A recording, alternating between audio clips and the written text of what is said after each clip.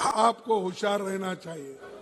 अगर आप ये कहे अरे सुनो भाई, सुने तो ही ज्ञान आता है, स्लोगन शाउटिंग मेरे लिए करे तो मैं खुश हो जाऊंगा, बाकी का समझ तो नहीं पाएंगे आप।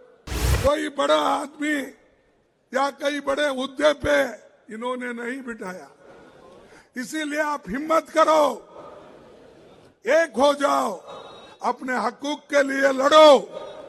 मैं ये नहीं चाहता कि एक दूसरे से लड़ो, वो मोदी करते हैं डिवाइड एंड रूल, लेकिन मैं नहीं, मैं देश को एक रखना चाहता हूं। राहुल जी देश को एक रखना चाहते हैं। राहुल जी तो बोले भाई मैं तो मोहब्बत की दुकान खोला हूं, नफरत की नहीं, लेकिन यहाँ बीजेपी आरएसएस ये तो नफरत की दुकान खोल के बैठे हैं। और इसी के वजह से आपको होशियार रहना चाहिए।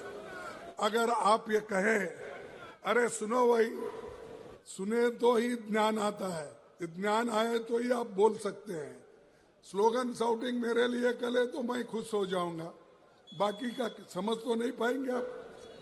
देखो बीजेपी और आरएसएस इतनी बुरी है और उसके संग में इन्हों है।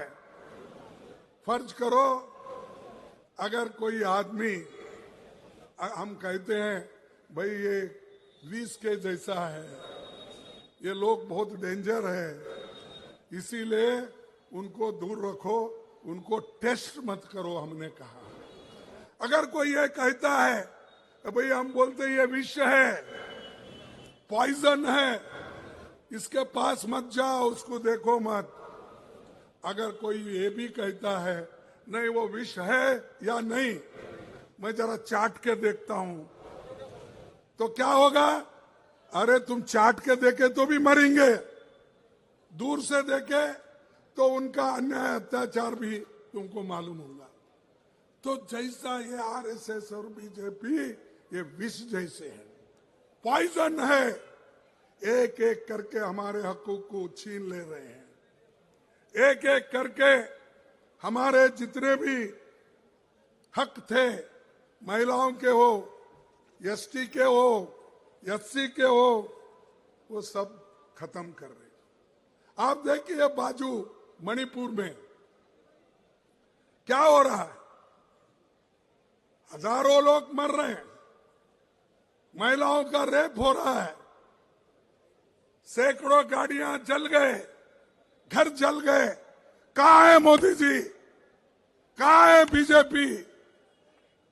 यहां सिर्फ हमको दिखाने के लिए वहां यहां ऐसा फिरते हो। जाके अपनी सूरत बताओ मणिपुर में, जाके बताओ नागालैंड में, तब आपको मालूम होगा। देश को एक रखने के लिए अगर कुर्बानी भी देना पड़ती है तो आपको देना पड़ेगा।